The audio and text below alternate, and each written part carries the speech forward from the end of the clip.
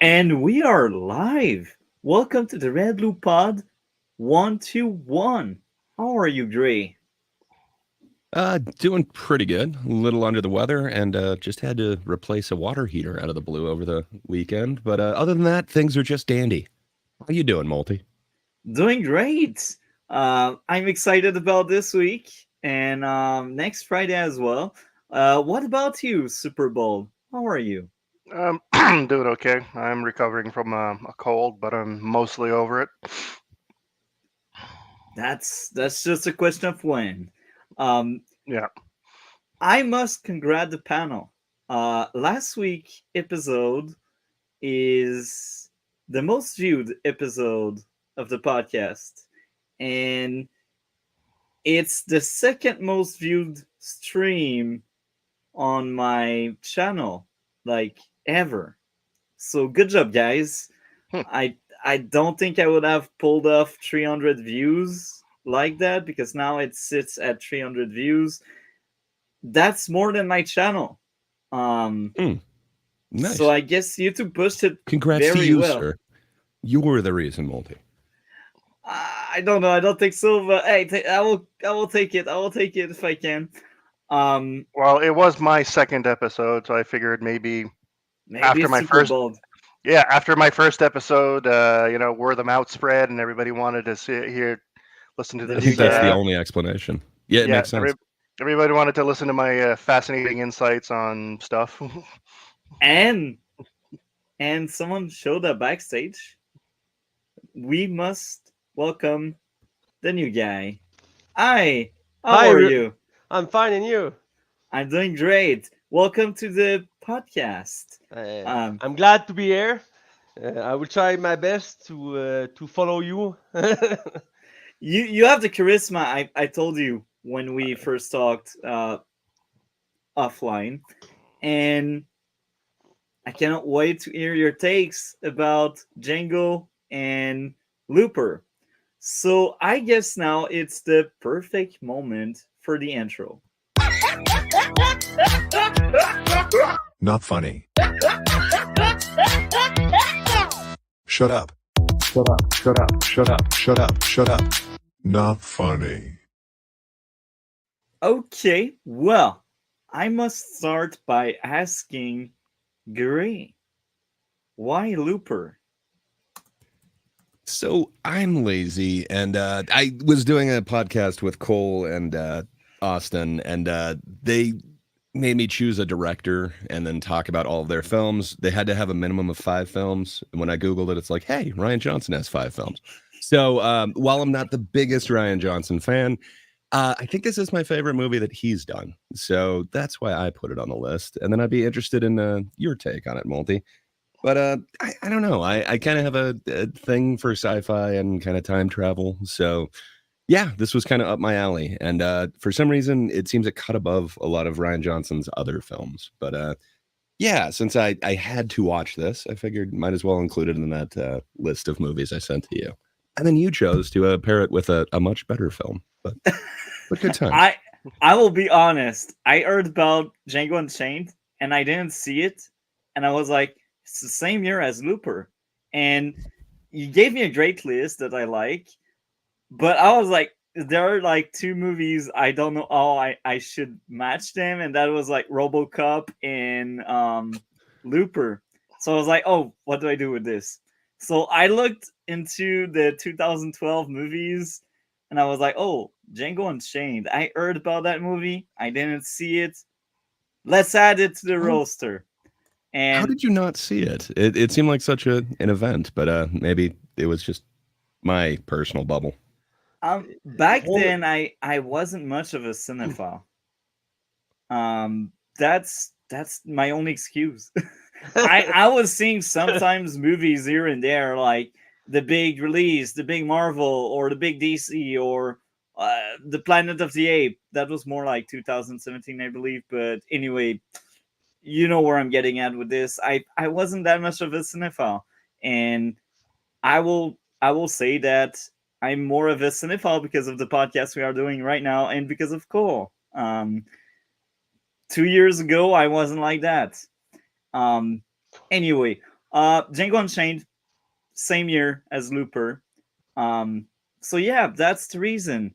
And now, we will let Super Bald talk about Django Unchained. You're the first one to go right now, today. All right. Well, I had never seen it. I used to be a very big Tarantino fan when I was younger. Reservoir Dogs was a movie that I was very fond of. Because I actually studied film a long time ago, and there were three films that made me want to go study film. They were Reservoir Dogs, Clerks, and El Mariachi, because those were three movies that were made with very little, and I was amazed that you could do Great so films. much.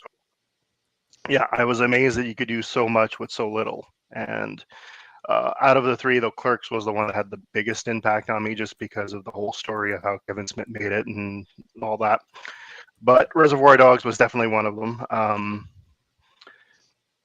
And I was also a big fan of Pulp Fiction, and Jackie Brown, not so much, but I respect it. It's just because I wasn't really familiar with the blaxploitation genre that it was paying homage to. Then he kind of lost me with Kill Bill. I just didn't really get into that one. I haven't. I would like to rewatch it because I haven't seen it in the last 20 years. I'm pretty sure I'd have a different take on it now. So I had not seen any of his movies after that, with the exception of Inglourious Bastards.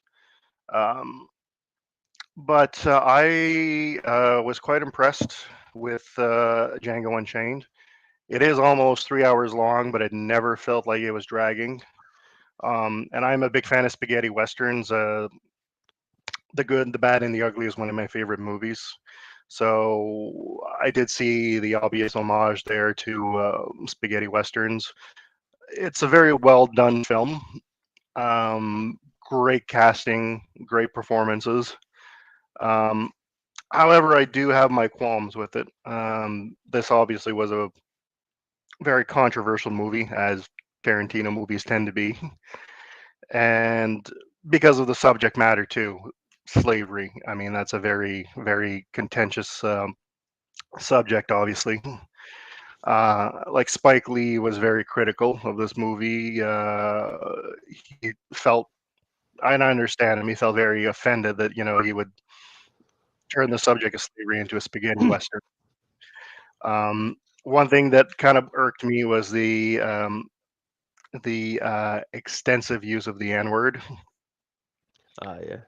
Yeah, I'm a friend. I'm a white French Canadian guy, so I'm not the best person to weigh in on the subject. But yeah, it felt excessive. Like some people said, well, it is authentic to the time. I believe that. I'm pretty sure back then, during those times, that word would have been thrown around casually because it was just the word to refer to black people.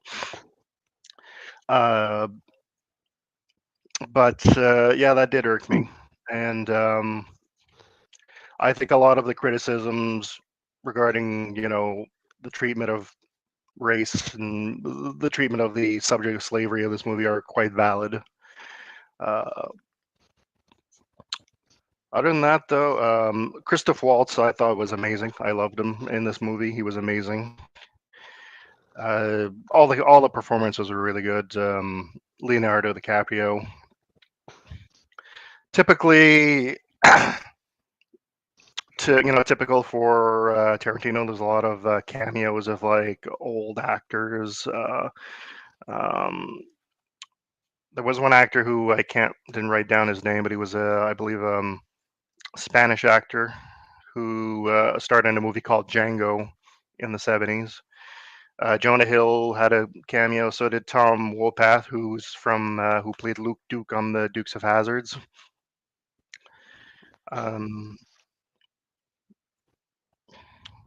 Yeah, that's pretty much all I have to say right now. Perfect. Thank you for sharing. Gray, what did you think of Django Unchained? Yeah.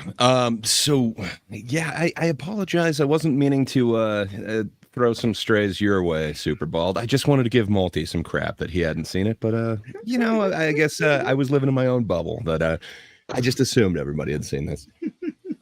Yeah, for No, me, no worries, Tarantino. no worries, man. It's the gray way. For me, Tarantino is just always over the top in like the best possible ways.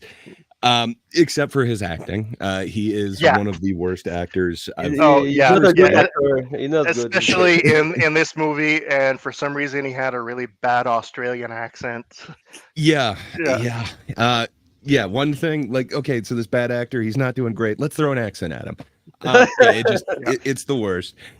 He is always the worst actor, and for some reason he has to put himself in every film that he does. Like, I guess I get it in a way. Like, it is sadly better than some of M. Night Shyamalan's forced self-inserts as well. Yeah. But yeah, if there is one thing about Tarantino I could change, it would be that.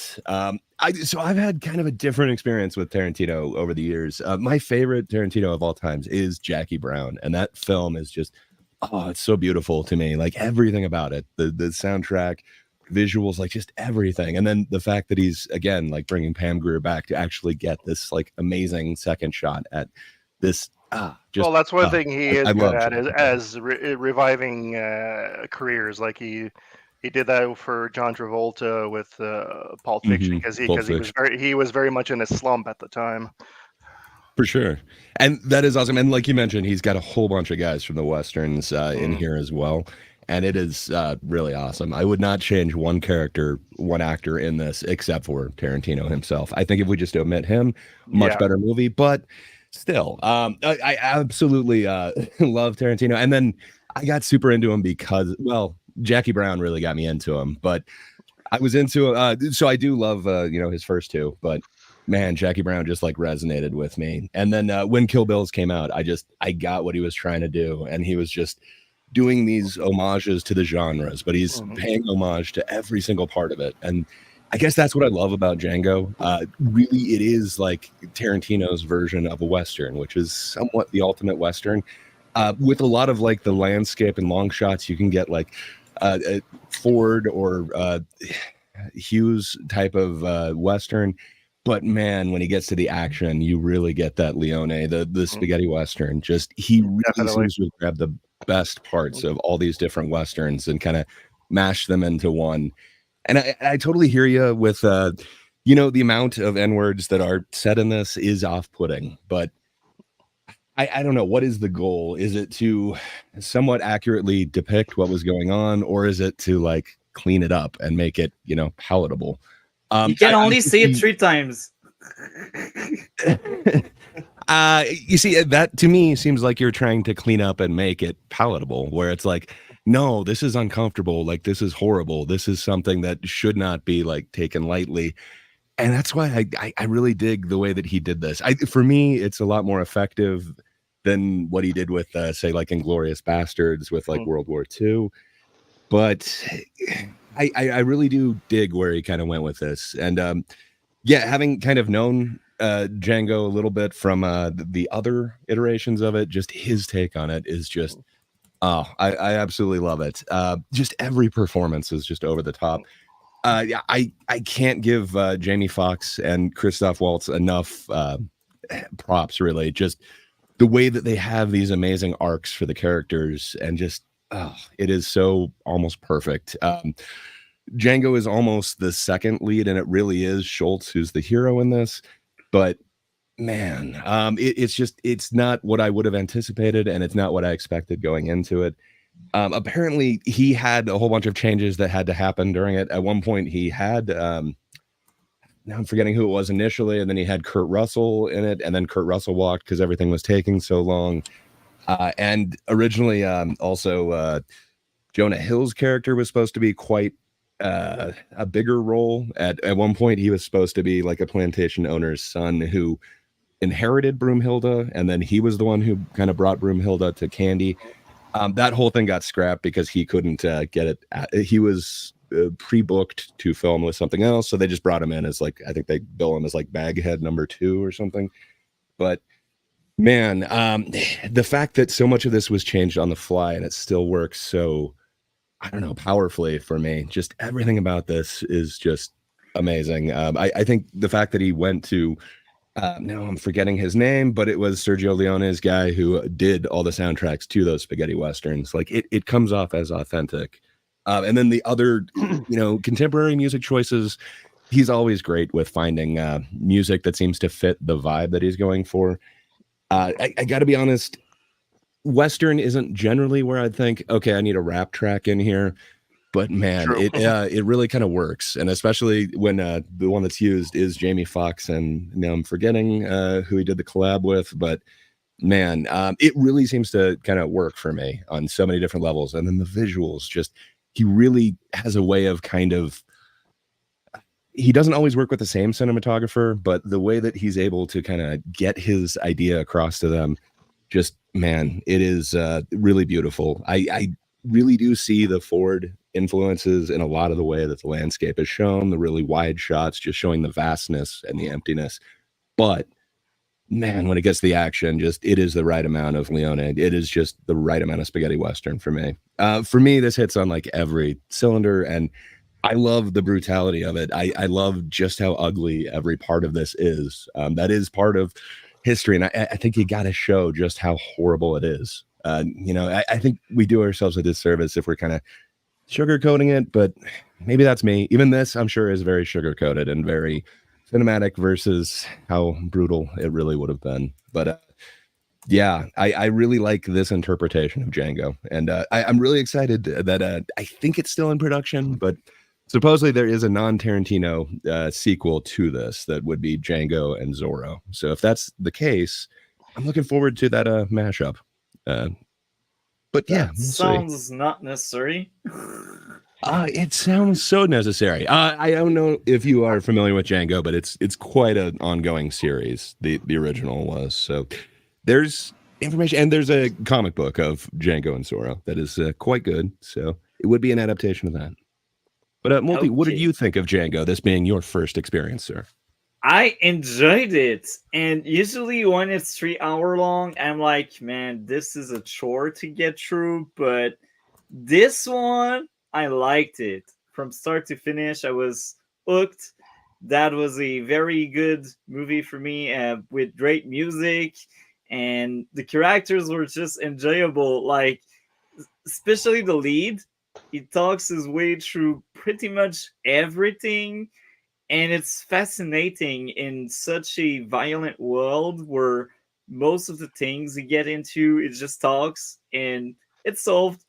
He has the right word, and the same goes for Django. Like, he learns from the lead. I don't know their name outside of Django. I don't know their name. Christoph Waltz, Dr. Schultz. Schultz. Oh, Schultz. Yeah. Was that Leonardo DiCaprio that was playing the bad guy by the end? Yeah, the first time playing a villain in like 20 something years. Yeah. Okay. Well, he nailed that role. I think every performance were really well made. The action and the brutality of that movie is just great. And to go back on the use of the N word, I think it's to make you uncomfortable because they were not comfortable. So I had no issue with it being thrown here and there. And I think people are overly sensitive. Now I get it, that's a bad word, but I mean, back in the day, it wasn't like today.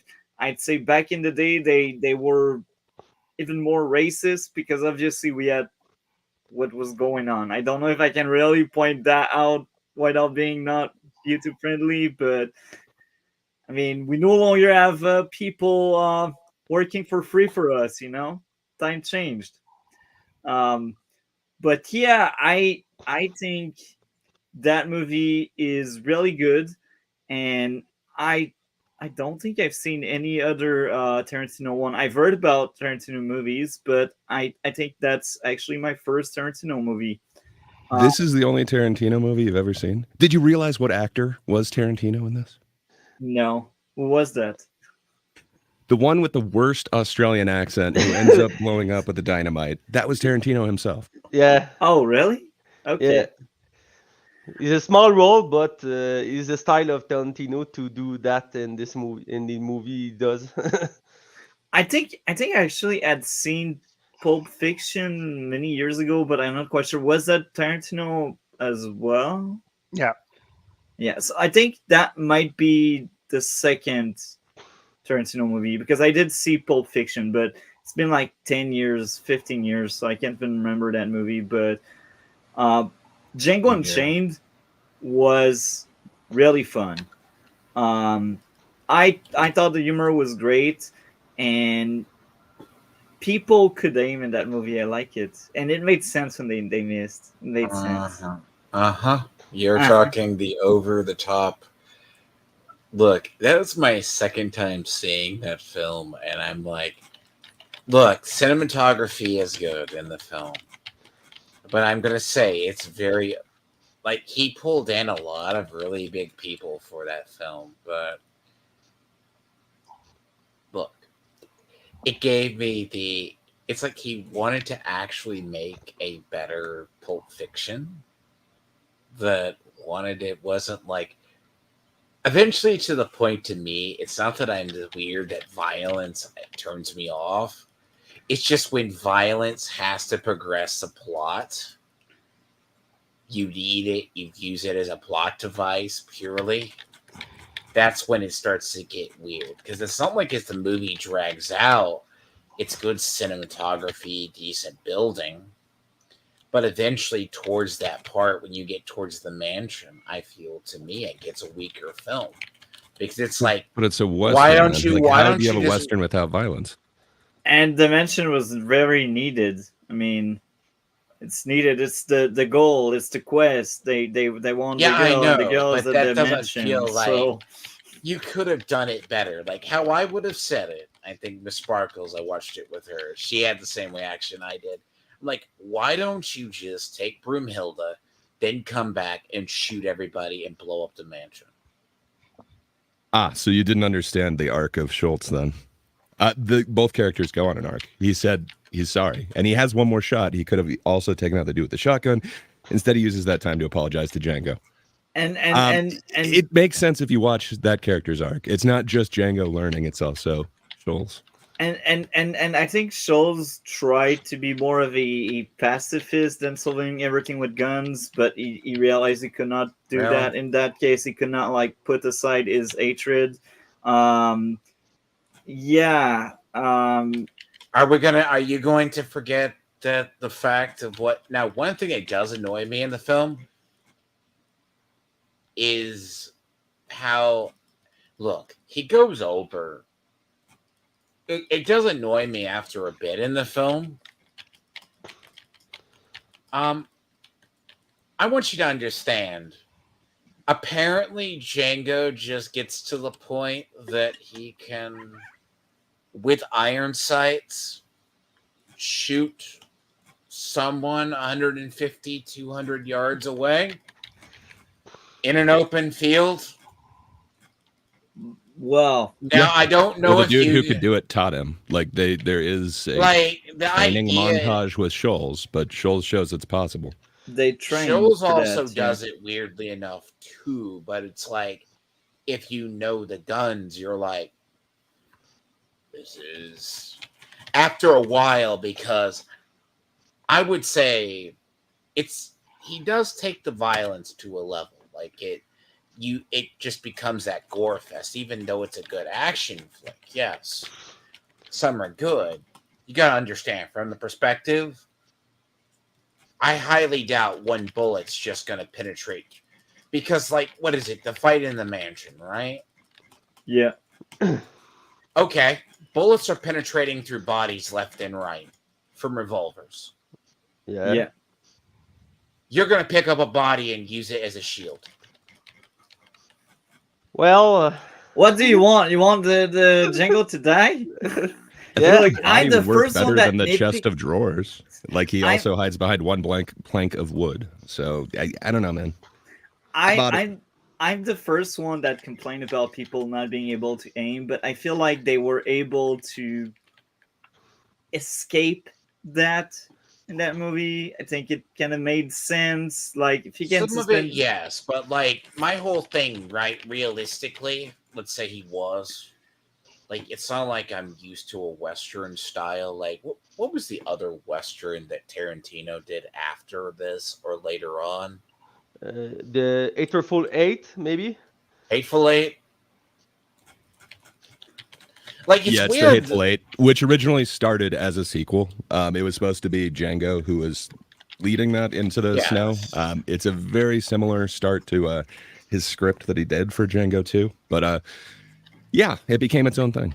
Yeah, exactly. But yeah, you're talking about, to me, it's just one of those films, like, I like it as parts.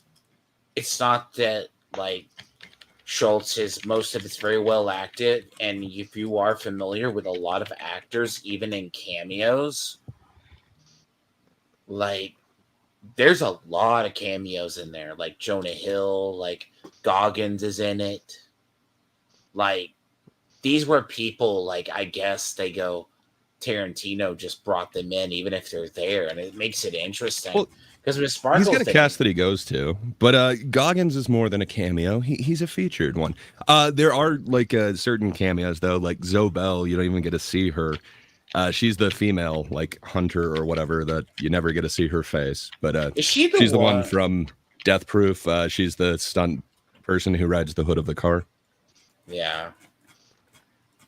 Yeah, it's like there's the whole thing. That doesn't turn me off. Some of the plot is just, I kind of felt, and I might be in the minority in this one, but like, this is the thing with good action, but parts of it, as far as what the greatness that people praise the film for, I'm like,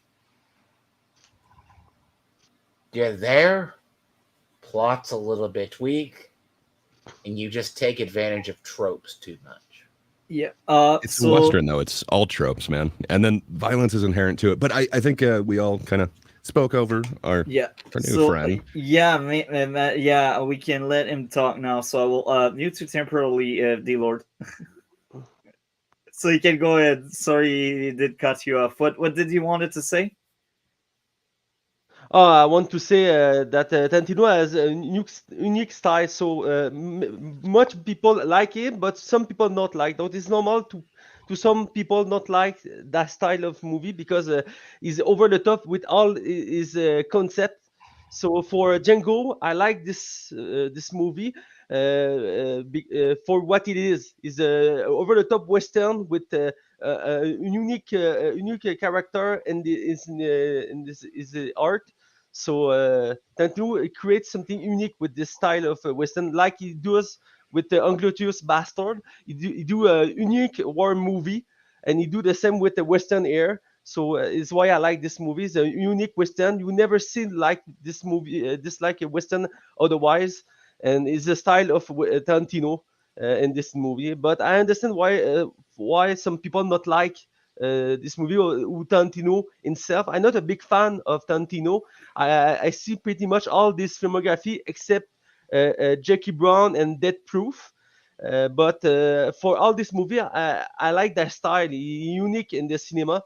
And Django is a great example of what he's capable of. My favorite movie is Inglourious Bastard, but I very like Django. And the two time I see this movie yesterday for the purpose of this podcast, and I like this movie very a lot, pretty much because of the storytelling, but also with Jimmy Fox and Christopher. The two actors does very great acting in this movie. One is so profound. Jamie Foxx is so profound in this role, and Christopher Waltz is so charisma in this role. So for me, it's many things in this movie give me that is a great movie. So yeah, that's what I want to say.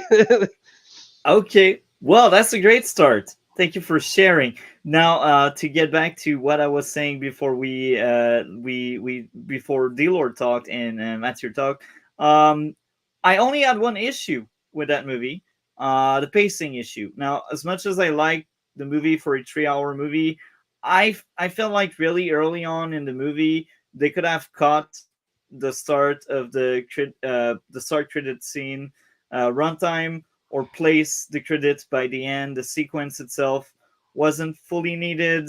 I might be wrong there, but I think when they were just walking on the horses, it just took forever.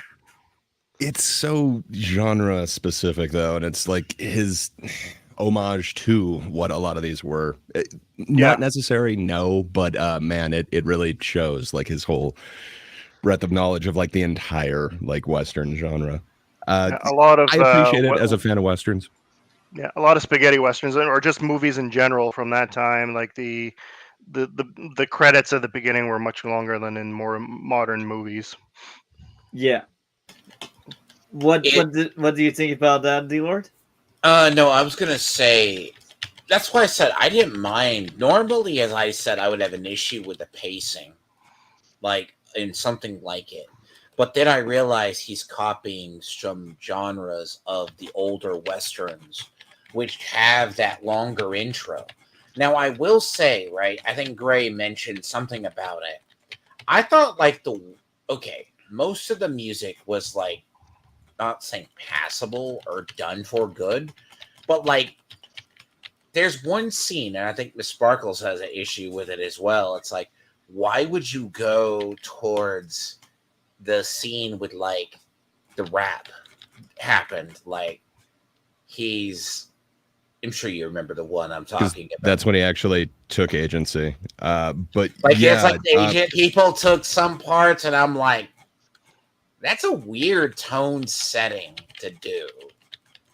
Like, and then I thought it really worked for me. Like, so the other one that kind of comes to mind where it's like you've got a certain time period, and then all of a sudden you're putting rap on it is Gladiator 2. For some reason, the trailer for that, when that rap music like kicks in, it's just like, oh, this feels so wrong. But man, for me, it totally worked. And then the fact that they've got Marconi doing the sound, which he did most of Leone's sound, doing most of the music for it, it just, it felt so authentic. It didn't feel like a parody. It just felt real to me. That's why I say parts of the sound thing, right? It takes, like, that's one of those films, right? Like, I'm not saying an actor, like, part of it is, because I can see with pacing in certain parts. Like, I have a couple of things, as I said, I would have changed. Like, I would have said, okay, you get Broomhilda and leave, then you come back and kill Candy and all of them in a grand shootout. Maybe. But you would take away a lot of very things I do consider important. Like, one of the first two things being Shield trying to approach on a more pacifist way, and even the main character at some extent was willing to give his life for his wife. He basically surrendered so they don't just delete her. And I thought that was very interesting. He gave away his freedom to maybe save his loved one. So if you just take her and leave, you take away that moment as well.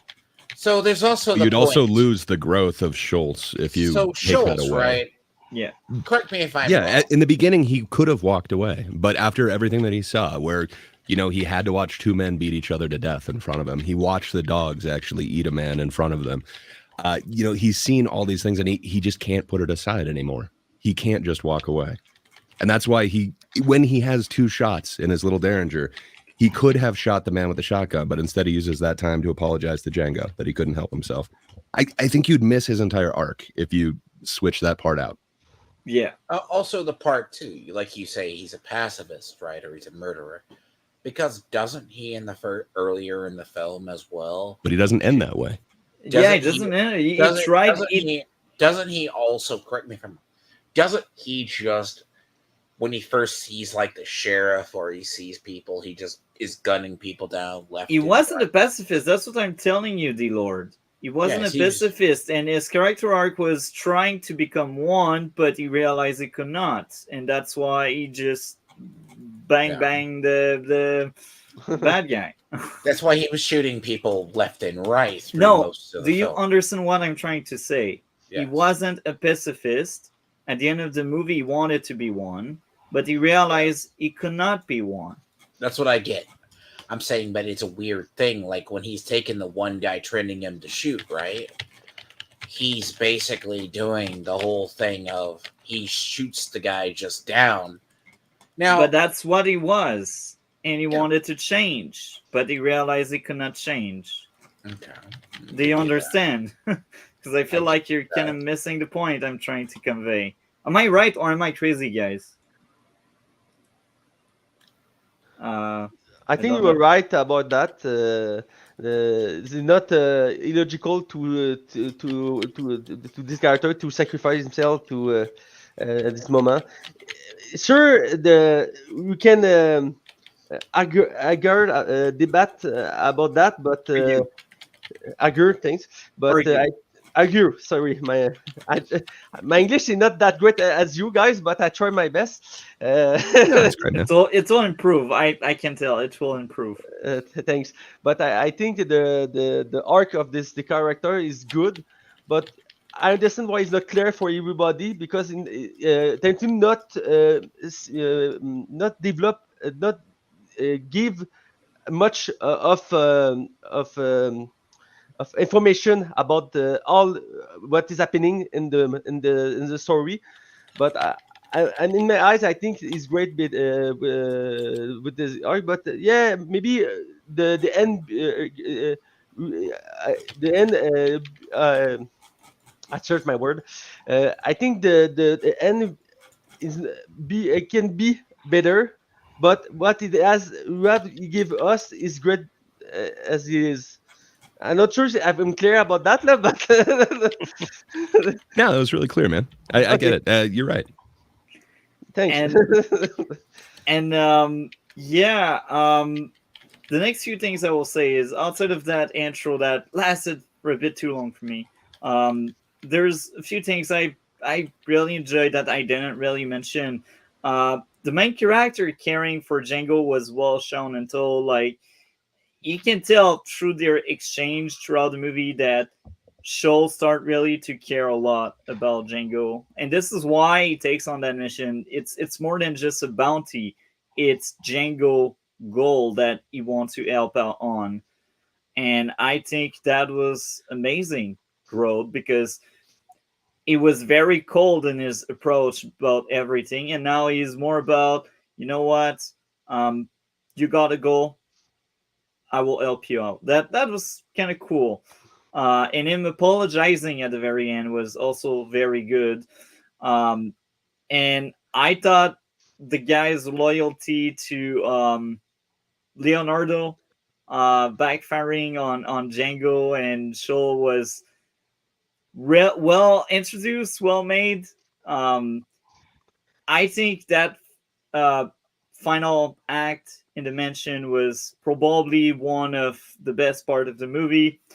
Django and the main character being tested by Candy was also very entertaining, and it was interesting to witness the previously enslaved person being liberated and given the choice to help out the main character. Um, yeah, I thought the ending of the movie was also very satisfying when he just blows up the building and he says you're with them. It's like freaking true. It's it was something. It was something. I said everything. I thought the action, the characters were very good. The music was fun. So overall, the movie for me is a solid 9.9 out of 10. Very close to a 10. It's not 10 because of my issue, but almost there. What about you, Gray? What would be your grade out of 10? I hate agreeing with you, but mine would be close to that. So I think I'd go like 4.5 out of 5 or a 9 out of 10. But what's up with the point? So what is your 0.1 decimal? What is that off of? That Like, movie was above the other 9.7. That's why I know, but like you take off like 0.5 or 0.3 for like a bad joke or if they can't aim. So what's your 0.1 about? If it's just one issue, it's 9.7 because it's just one issue and me nitpicking too much. But right, that one is above the other 9.7. That's why it's a 9.9. I mean, we only scratched the surface of like everything that Tarantino's putting into this, but yeah, I don't disagree with a lot of kind of the criticism that Tiamat was saying that like it's just a whole bunch of tropes. It totally is. That's kind of what Western flicks are, and he was trying to do like his ultimate Western thing, but Yeah. he has like little aspects to each character, like Leonardo DiCaprio. So first off, this is the first time that he hasn't been first billed in like, I don't know, a few decades at least. Somehow he was able to take like a lesser billing and actually play a villain, and still, man, people remember this performance. But yeah, to have a character named Candy whose teeth are rotting as if the character is rotting from the inside out. There's just so many little details that Tarantino adds to this. For me, it's totally a 9. It could be a little bit better in that I've seen Tarantino do better, but man, it's up there as one of my favorite Westerns for sure. What about you, Superbald? What would you give it, your score? To me, it would be 8.5 out of 10. It's like I said, it's a really great movie. I do have some qualms about it, but I went into it not knowing really anything about it, and I was very pleasantly surprised. As I said earlier, the pacing didn't bother me. It never felt like it was dragging. Okay, thank you for Yeah, sharing. I forgot it was like 3 hours. But I really enjoyed it. I was able to watch it this morning and really enjoyed the hell out of it again. What about you, Dlord? What would be your grade out of 10? Look, I give it a 9 out of 10. Now, by the way, when I say it's tropey, like, I'm fine, but I grew up because I was raised by my grandparents on, so it's my grandfather that was, I grew up on, like, Gunsmoke and all of those, Wild Wild West TV, so I'm aware of the tropes. I give it, like, a 9 out of 10, but yeah, like, no, I just say sometimes there's a couple of, like, really weird tropes, like, it's just something that annoys me in films. You take a joke or a tagline, something, a gag, and it goes too long. But I it's just, get that. I get that. there's Where was parts- that here? I didn't see that. some scenes, things, if a joke or something carries on too long. Okay. And Yeah, just I do agree that the thing with the bags over the head was a little long. That joke went on a little too long. like there's parts of it, like Oh, but it builds. Like I like how the one guy like ends up taking off because his wife's work isn't appreciated. But I get what you're That was saying. funny. But, That was funny. like you can see what I'm saying, right? It's the artistic choice, right? Because I'm a fan of like, but then again, like I think as I've mentioned with Cole before, like I'm a fan of like Gettysburg and like Gods and Generals. That thing is like 3.5 hours. But like if you can do the battle, like that's why I give it a good one. I don't think the film's entirely bad. Now, part of the film, I will say, and this is something I guess didn't age well with me, it comes down to the fact that I think this is the idea that they thought was the trope of the West. Like, it's not the use of the N-words or the ironic part, you could say. It's parts of the film are just meant to make you uncomfortable. Like the first time you walk in, you're introduced to Candy. Him and the ones are fighting on the floor. Like Miss Sparkles couldn't like go and they go, oh, you need to finish off the other guy with a hammer. I'm like, okay, I'm fine with that. I'm like, that does go on a little longer than it's like the brutality of you got to finish the guy off with a hammer kind of thing. That was meant to be a disgusting moment that was not comfortable. So yeah, it's not meant to be that way, and that's entirely like Miss Sparkles couldn't get through that. yeah, Like that was too much for her. Like I'm like, but that's your introduction to like seeing Candy. Like, he's not a good guy. Like there's parts of it. And then there's just parts of it, like Schultz, I could understand is trying to change. He's not going to sell out Jamie Foxx's character or whatever. But, like, you could have been more strategic in that last part. just a bit. Well, I think the uncomfortableness of your introduction to Candy is, again, another thing that's playing on Schultz's. He can't just let this go, where in the beginning he could. But sorry, I'm just repeating myself. But it's part of his arc, man. I love Schultz's whole arc in this thing. Same. What about you, Mathieu? What would be your grade out of 10? I will say 9 of 10. I'm not a big fan of Western and not a big fan of Tarantino himself, but I like this movie. I think it's a unique Western, and the character in this movie are all great, especially Christopher Waltz and Jimmy Fox. But I really like Samuel Jackson. This character is so dark.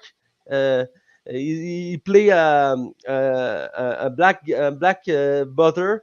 He's racist himself. So the first time I did see this movie, I was I not like this character, but now I see the movie. I think this character is brilliant. It serves perfectly the narration of the movie.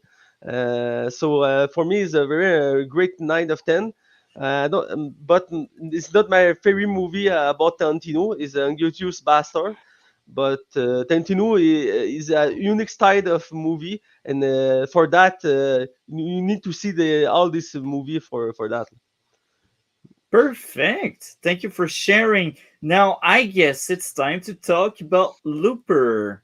Yeah. What did you think of that movie, Gray with the Sword? I just thought I would, do an homage to Rian Johnson, if you will. So I don't know. This is my favorite Rian Johnson film. Having recently kind of gone through his filmography, I think he's got an issue with he doesn't make characters so much as caricatures, and it's just kind of they don't feel like real people. However, in this one, in Looper, I don't get that feeling. It feels like it is actually his most fleshed out characters, even though there are two versions of the same character, I guess. You've got Old Joe and Young Joe. I guess Joseph Gordon-Levitt had to go through like 5 hours of makeup a day to get the prosthetics to somewhat look like Bruce Willis, where I don't know. I'm not sure how effective that was for you guys, but for me, it was just like, okay.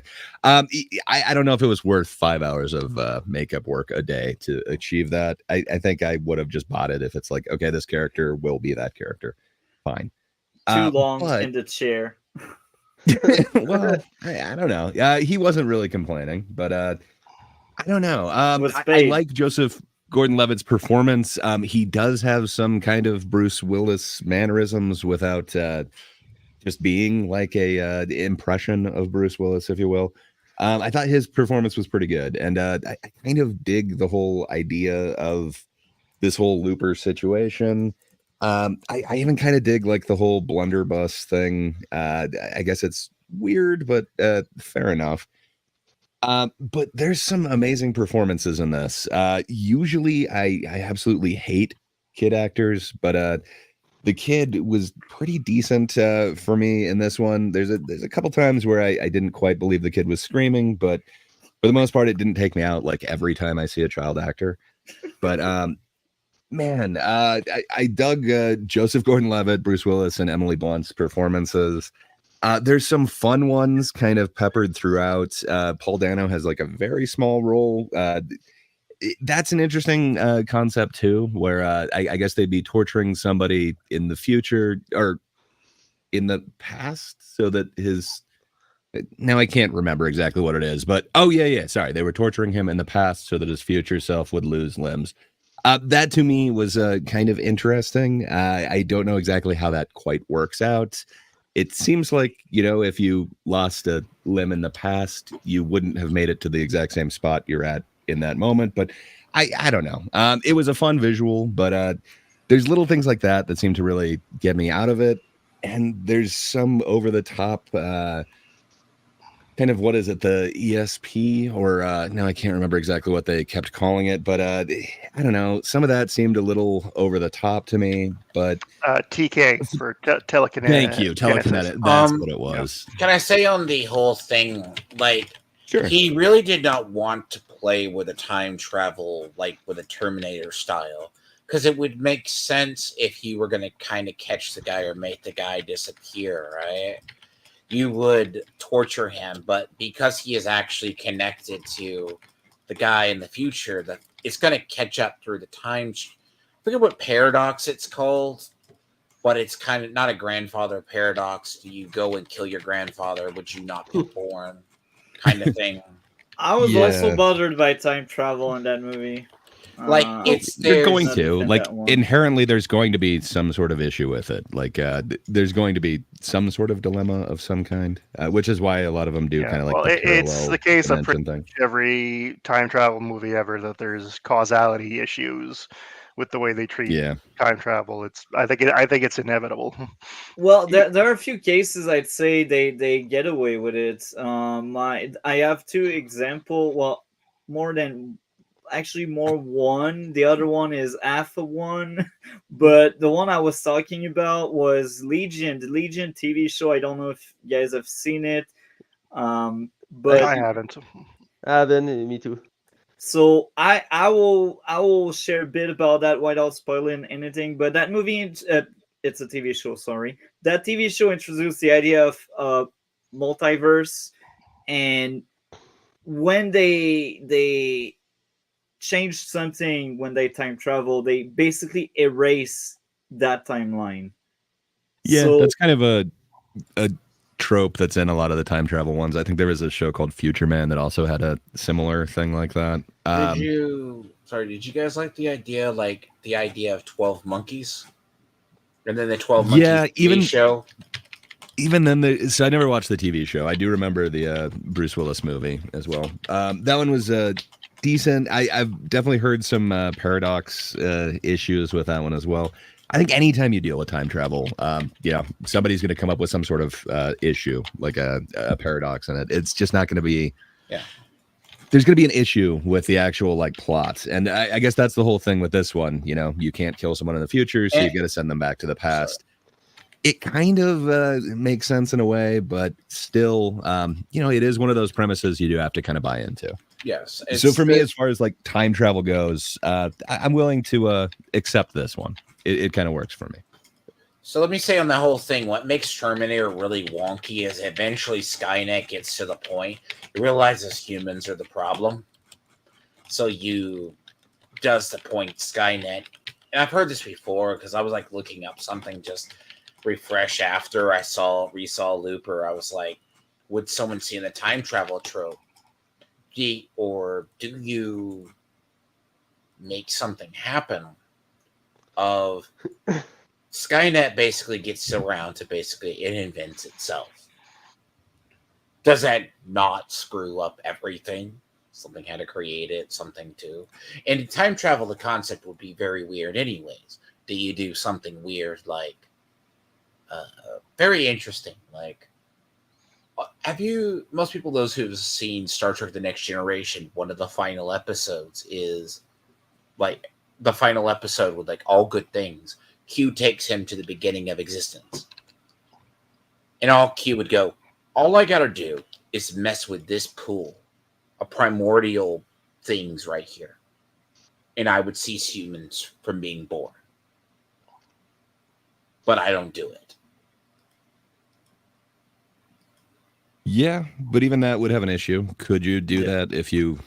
Well, I guess he's not human, so perhaps that wouldn't exist. But I think no matter what you do, there's going to be some sort of paradox. Yeah. Like basically Picard, he stops Picard from basically stepping in to something. He almost steps into something that would have killed an entire species from being born. Yeah. Yeah, and there is that whole like butterfly effect thing. Like a lot of them have kind of dealt with that, even if it's not time travel, even if it's, well, I guess that would still be a form of time travel, I guess, if you could go back and change something. But yeah, I mean, there's always going to be some sort of paradox, and you don't know what would change, but it seems like life finds a way, so it wouldn't be exactly the same, but I'm sure it'd be something. You wouldn't stop everything. This is the thing with the 12 time. It's never same to develop in the movie, and each movie kind of failed to elaborate this concept. But some movie are maybe great, like Terminator is a great example of that. I see the recently Netflix show Terminator Zero, and in this show he explained that when you travel time, you create a new path. You not go back to the past. You create a new past. So is a concept interesting for me for the 12 term. Sorry, because it's never some to logical that. Because when you go past, you change the future, but this future never existed before because you change the past. So it's complicated to illustrate that in a movie. And for Looper movie, I think is a good example of that concept because Ryan Johnson not give us many information about this world. You just say term travel exists and deal with it. You know, it's not complicated. Yeah, you have a machine to travel time, and some people in the future take body in the past to be killed. And this is the concept, and it's work for me. I very like Looper for that, and for the narration and the character. Bruce Willis and Joseph Gordon do the same character, but not the same age. Is a very interesting concept to explore, and I think in this movie he succeed to do a travel time movie, great with a great character, and so for me, travel time is not simple to be good, but in the case is good. Time travel. Yeah. Travel. Yeah. So Gray, everyone cut you off. Do you want to add more? No, that's perfect. I like the time travel divergence, if you will. No, that's awesome. For me, it's not a huge issue. I'm willing to buy into it. This one seems to have a lot less issues than a lot of them. It seems to be somewhat straightforward, aside from the whole like losing limbs thing. But they only do that once, and hey, it's kind of a fun visual when you see what's happening there. But yeah, I do dig some of the ideas that he's trying to bring in there. You get hints of who this bad guy is in the future. There are breadcrumbs laid out. It does seem like it is much more of a straightforward mystery than some of Rian Johnson's future films, which aren't meant to be mysteries. They just seem like mysteries on the face of them. But that to me kind of worked. I dug the fact that there were these kind of Gatmen or whatever, and you knew your time is essentially limited, and at some point you're going to have to take yourself out. There's some really iconic scenes in this that the visuals that I haven't forgotten. Definitely when the person shows up, specifically like Bruce Willis, when he just shows up in that cornfield, like that is just, I don't know, that's an iconic image. He was able to capture a few of those in this. There's a few other performances I didn't mention at all, like Jeff Daniels. I do like him as the crime boss that we do get to see. And I dig the actor, the kid actor, I guess Pierce Gagnon was his name. I don't know if he went on to anything, but he played the kid Sid. There's only a couple times where it kind of took me out. If not, that's an awesome child actor. I believed him in that role. And then just Garrett Dillahunt. I always love seeing that guy in whatever the hell he's in, but he plays the Gat Man who comes to the house at the end. Just, man, there's some amazing performances. And then I don't think I mentioned the score in this at all either, but that really kind of sticks with me as well. Just as far as Rian Johnson films go, this one really, it is my favorite, but it seems to do a lot in this that he doesn't do in the others, which is you seem to actually get to know some characters in this. And yeah, I think perhaps this is peak Johnson for me. But yeah, that's just my opinion. Super Bold, what was your opinion on Looper? I'd actually seen it when it came out in the theaters, and didn't remember much about it. I remember it didn't make a big impression on me at the time.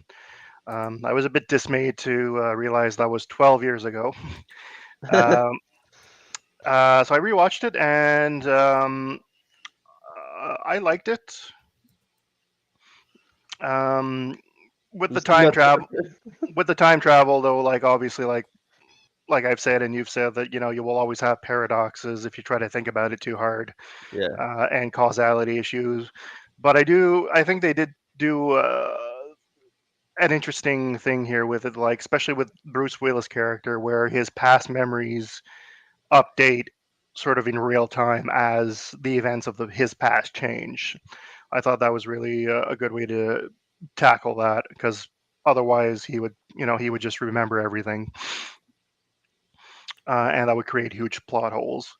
Uh, I did find the part with the body parts disappearing good. As you said, it introduces a bunch of paradoxes and causality issues, but I thought that was good. I do have to say that as a native French speaker, Joseph Gordon-Levitt's French pronunciation was actually pretty good. Yeah, I was He shocked. I was he surprised. actually no, but he actually speaks French. I've seen interviews with him where he speaks French. Um, The year of also the year of 2044 will gave us a good glimpse of what happens when you make America great again. sorry, I had to get my cheap shots in with Trump. I want to say, did you not notice what sticks out? Even though that film, I didn't realize that film was that old. Mhm. That's what future Detroit looks now like San Francisco. True, that's true. So we're already there. Parts of cities, and I like how his pet favorite car is like one of the weirdest Ricer convertibles. I think I couldn't name the car, but I know the car if I see it, Mhm. like in my area that he has. I'm just like, okay, that's a funny thing. That's a Like, nice tangent, and we can let Super Bowl continue. Yeah, I didn't have a whole lot didn't have much else to say, but the kid, the child actor, I thought he was really good, and I even found him a bit creepy at times, especially when he was in one of his trances there.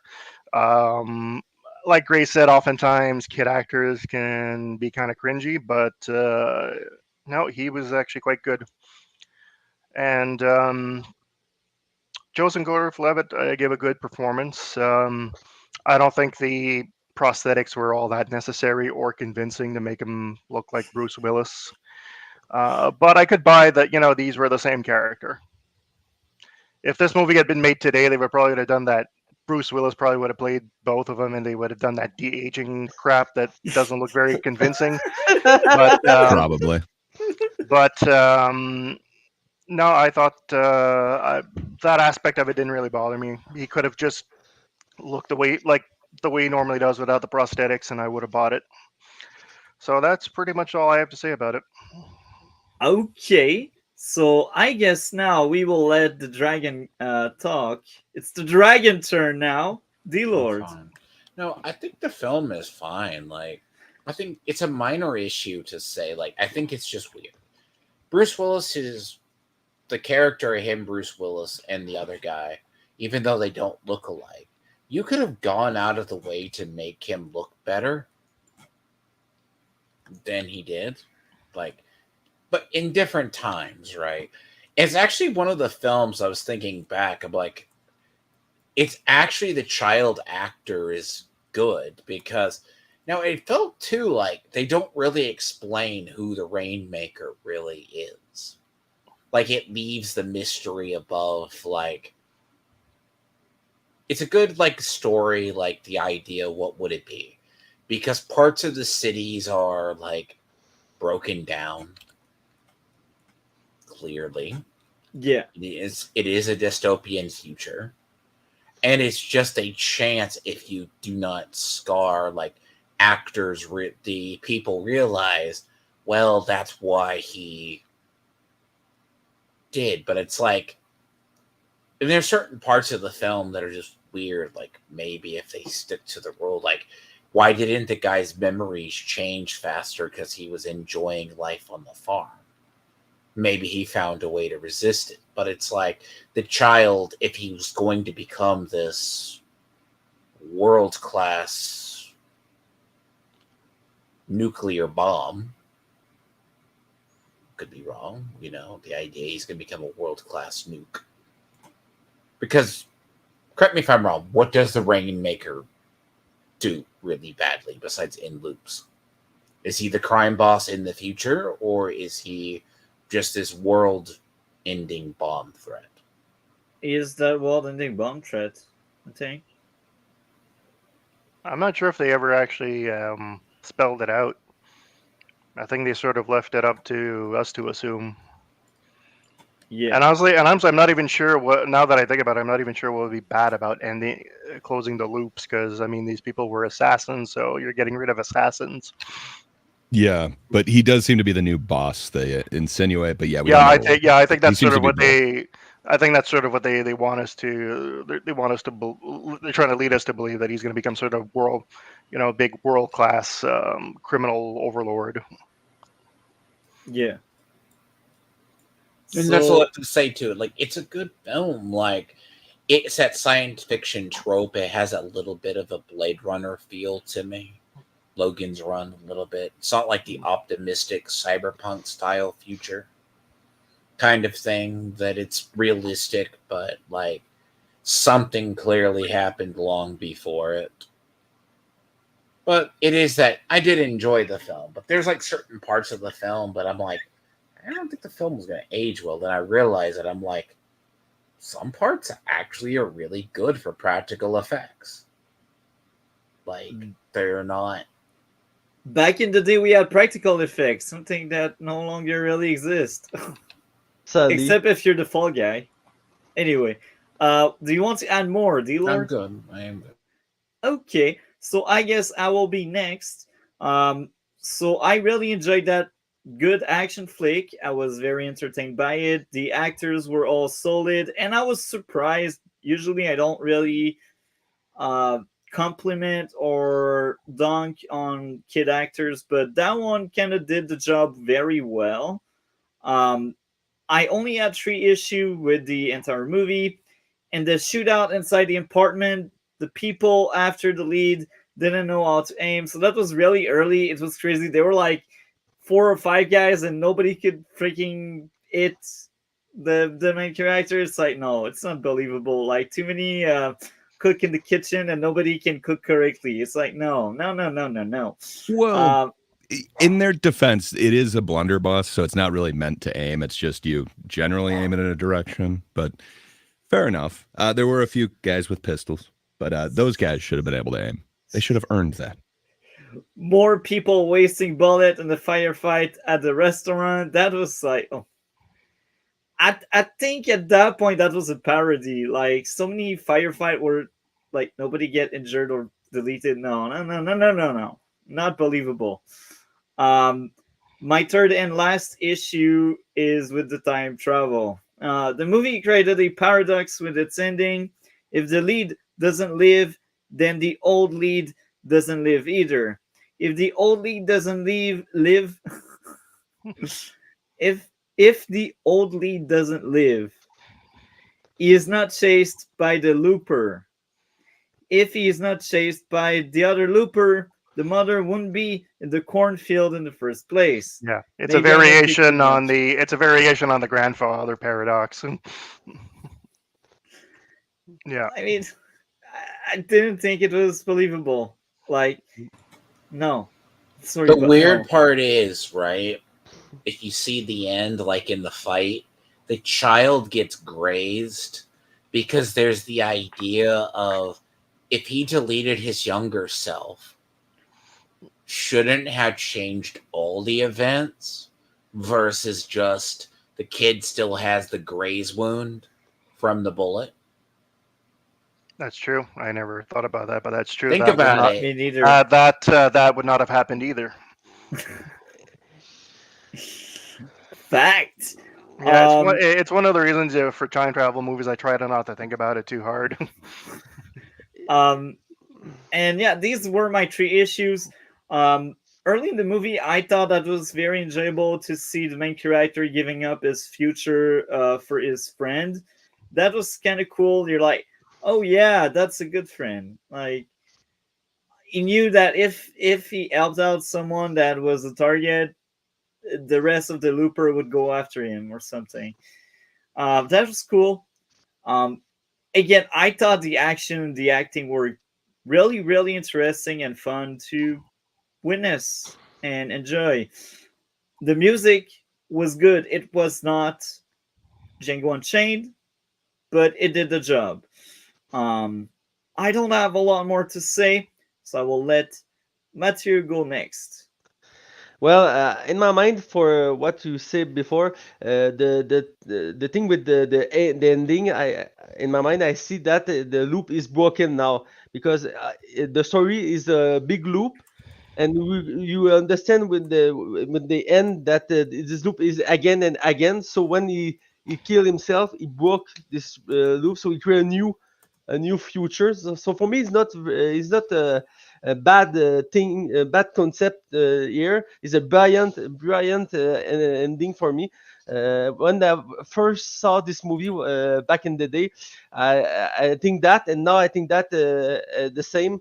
And for all this movie, I think it's a great time travel movie. And personally, for me, I think this is maybe the last great movie Bruce Willis did before he started to do a direct to DVD and a bad sequel movie. Yeah, for it's my opinion, but you can disagree. But for me, I You're not think wrong. There were yeah, reasons, though. Yeah. yeah. For me, Bruce Willis is the last great big movie he does. Yes, he does Glass after that, but in Glass he's not air. You see the character, but he look empty. So yeah, but Maybe he Again, started getting reasons. sick on that yeah, movie. Maybe. He did. Could It be. was way before that. It's sad. yeah, I want to he's say very, if he can say this, if he's starting to discover, like I didn't know this from the Sparkles told me, he was starting to develop like these multiple things like dementia and stuff. It's Yeah. kind of like Yeah. you could see it in what Robin Williams kind of thing. And Like- he is no longer verbal now. He cannot speak. Like he, and if it can hit people like a truck. It can It also did. people will just slowly suffer over a period of years. Yeah. Apparently, it wasn't so slowly. He couldn't like memorize lines or anything, so they literally had like cue cards in front of him, and then that's Right. kind of all those direct to DVD ones. Sadly, uh, he was looking to get some money for the end of its career. in the end, and to the last year, he does like 20 movie for direct to DVD, and each movie he does like a 5 minute of scene, and after that he's not in the movie, so it's sad for him. So, but in the Looper, like I say, is the one the last time you see in the good condition for Bruce Willis, and he's good with this character. He's badass. He's touching. This irritation with the young self is very good, and Joseph Gordon-Levitt do a very convincing young Bruce Willis, but I don't think this protease give you a good look. But this movie not a big movie, not a blockbuster. You have a little budget to do this movie, so I understand why something look bit off, not great visual. But in the end, I think is one of the few movie about time travel is work and is great. And for that, I think you need to see this movie for that. And for Rian Johnson, for me, is one of the great director in the past year. I have a poster of A Night Out. For me, is one of the for me is the greatest movie he does. And I'm a big fan of that, and I'm a big fan of this movie Looper. So yeah, I think I say yeah, that was it's all for me. Okay. Hell yeah, that's awesome, man. Especially like if you appreciate that one, it is a beautiful film. I'm just not the biggest fan of Knives Out, but I think I can appreciate it a lot more than some of those really unfair criticisms online. But yeah, I forgot to mention, like with this one, he did get a little bit of a budget, so it was 30 million, which isn't nothing, but it's not like one of those like $100 million ones. Like Django Unchained, for instance, was $100 million budget.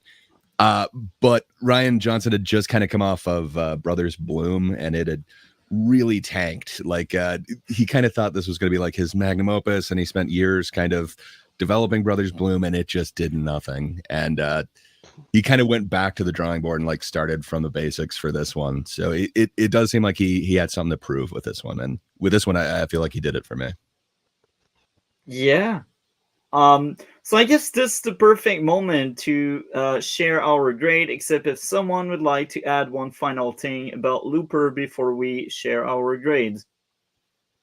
I guess we share our grade, starting with Dlord. What would be your grade out of 10?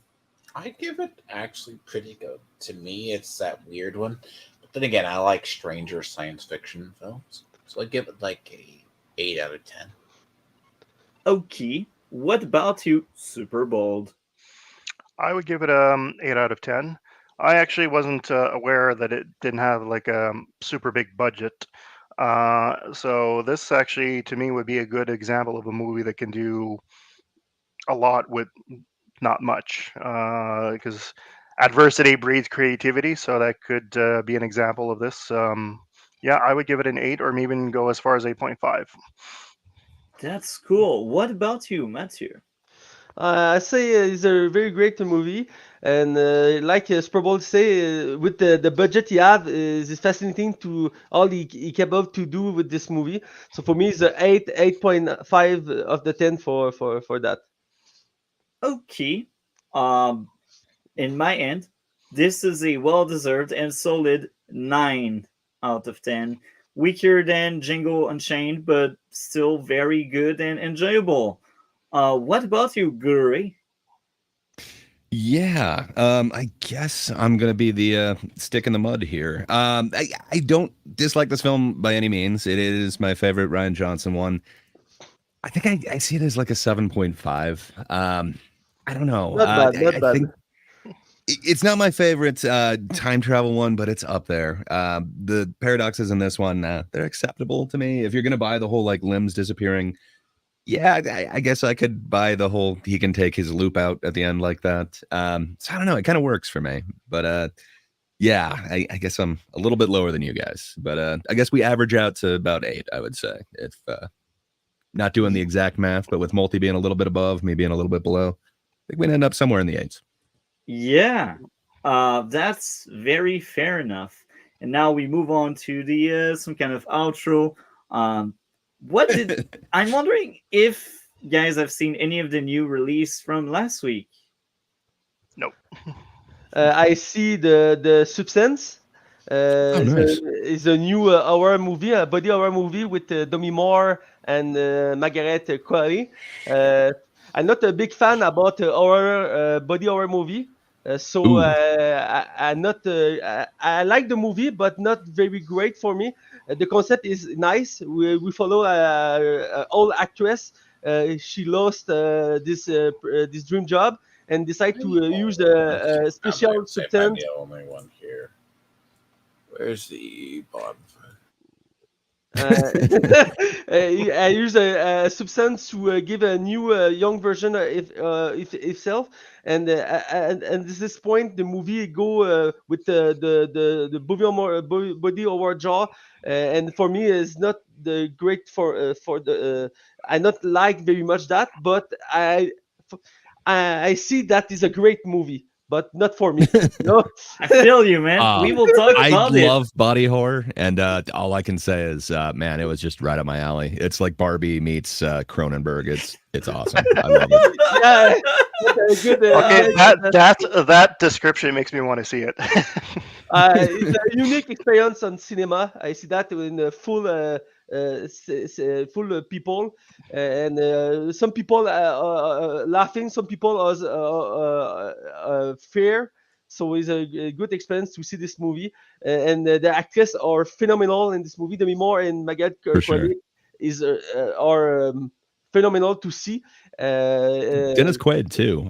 His performance too. Like he's supposed to be that horrible character, but man, he kind of nails it to me, and it's just so disgusting in the right way. He do a character full disgusting, like to say he's very bad shit man. He does he's the producer of the TV, and he's very misogyne and sexist, and so he's very great, and that's that role. Yeah, He nailed it.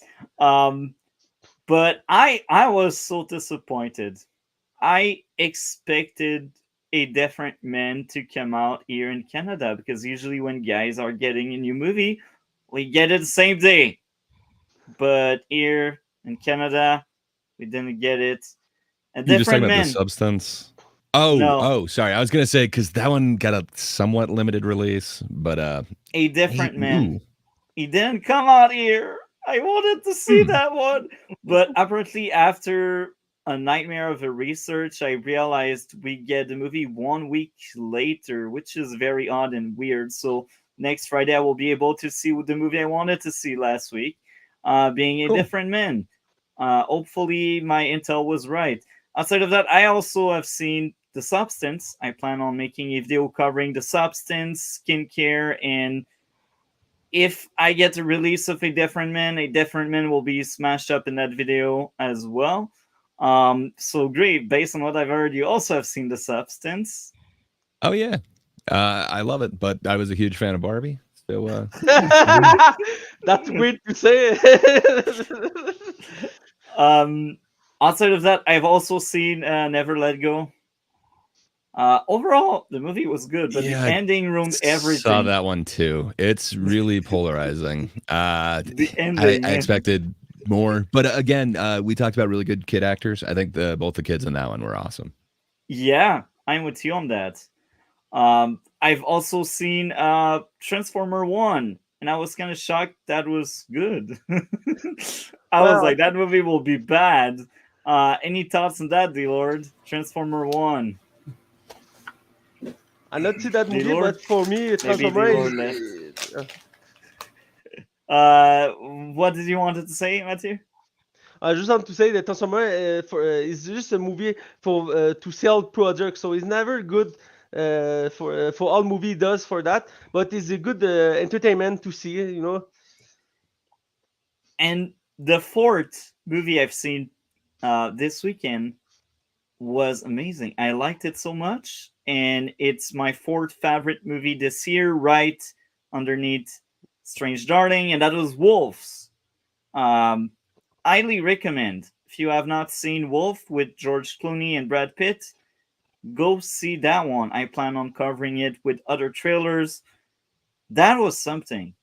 And if it wasn't a nightmare to go at the theater I went to see it, I think I would go a second time at least, because that was that much enjoyable. But I think it has some kind of very limited release, or maybe it's like The Instigator and that's on Apple TV, stupid subscription service. I don't know. I hate subscription service like that. But yeah, Wolves, I really enjoyed. That was a fun movie. So yeah, I'm excited about next weekend with Megalopolis, and hopefully the movie I wanted to see last weekend, because guys got it, but not us. I'm jealous. I envy you, Grey. You can see A Different Man, but I can't. Yeah. What do you have going on your end of the internet, Grey? Not too much. Oh, yes, I do have something now that I think about it. Later tonight at 9 p.m. Eastern on Charles's channel, YouTube at Willis Screedia. We're doing show business, where we kind of go through the box office, talk about some upcoming movies. And I think last week we debated, now I'm forgetting the name of it, Speak No Evil. I was a real fan of the original, not the remake. And we had this really big YouTuber come in and kind of debate with us. So that was fun. But yeah, I think this week we're definitely talking about The Substance, and probably, I'm forgetting, Never Let Go. So yeah, stop by Charles's channel. Ring the bell, because the show's usually Mondays, but Sometimes things happen and it's other days, like today. So yeah, come on by for that. But that's about all I got going on my side of the internet. What do you have going on your channel, Multi? A lot of gaming streams. I also have a Umbrella Academy and a Acolyte video that are long overdue. Both show ended like one in July, the other in August, so I'm like 2 months too late. But I also have a lot of other videos cooking. Next few video game streams will be Advance Wars by Web, and we also had a mainstream movie review Saturday covering Transformer and Transformer 1. Outside of that, what else? Not that much. Not that much. The usual stuff. Super Bold, what do you have going on your end of the internet? Still nothing. I'm still trying to plan out some things. I'm hoping, like I said last week, I'm hoping to get better audio set up soon, so I don't sound quite as tin canned. And once I have a better audio and video setup, I might be able to start doing my own projects. But that's still very much up in the air. Other than Perfect. that, nothing else going on. Somebody backed into my car this week, so I have to get that fixed. But, Oh, that's a horrible plug, man. I'm sorry. What about you, Mathieu? What do you have going on your end of the internet? Not many things, I read many critics about movie. It's kind of my thing, but I not do a video like you.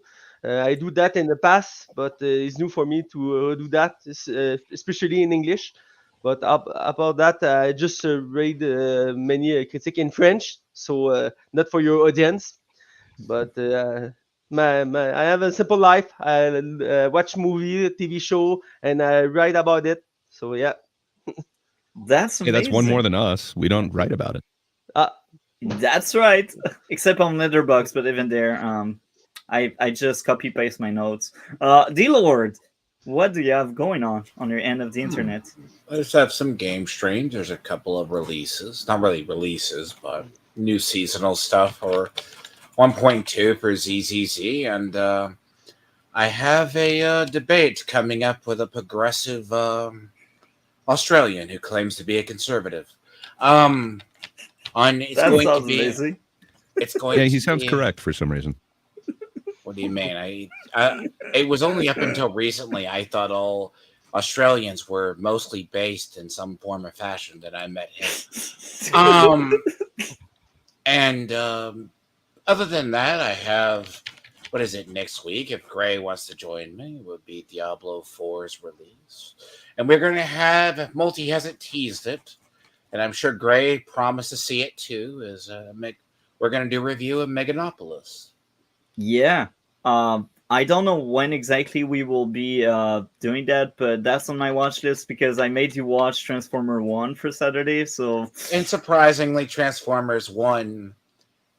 Actually, the weird part about it is where I have to admit I was wrong. Like, I thought it was just going to be 100% a kids movie, like a Pixar kids movie. Turns out to be really good. Yeah. But That's true. There's not really much of a... I'm more of a gaming person unless there's a movie I like seeing or something. Like Megalopolis. Like, it's weird. Like, even if Venom The Last Dance was horrible, I would probably still watch it. I wouldn't rate it probably good, but it might be good. And as I said, I have the only hopes for I'm just more of a gaming person than I am. So, that's what I do. Perfect. Next week, next Tuesday, we got RoboCop and RoboCop 2. RoboCop was Grey's idea, and I didn't know any other movies from 1987, and I was lazy, and I was like, you know what? That's a franchise. Let's cover the entire franchise. So this is what happened. Don't want to do that. We're not covering the entire franchise, man. The true movie, you know. So next Tuesday, The first movie RoboCop. is awesome. I will stand by that one, but I don't know. Yeah. And then we got a sequel, the greatest movie of all. What guys are talking about? I don't know.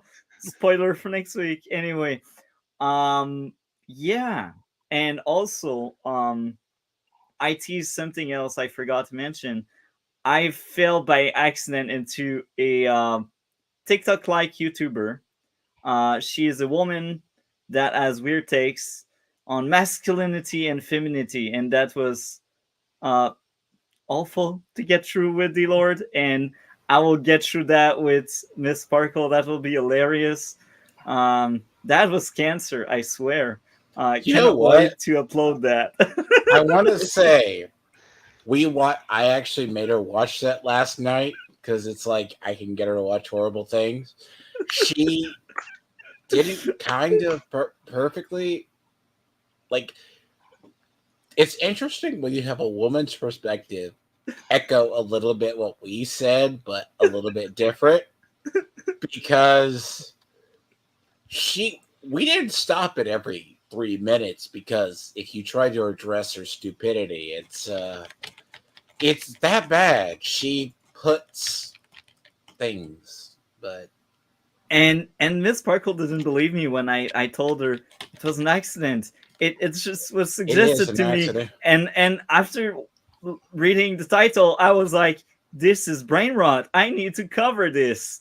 Anyway, that's it for this week. Thank you guys, and again, congrats for last week, our highest viewed episode on the podcast, 300 something. That's amazing. That's one of the best streams ever on this channel. And we are out for this week. See you next week for RoboCop.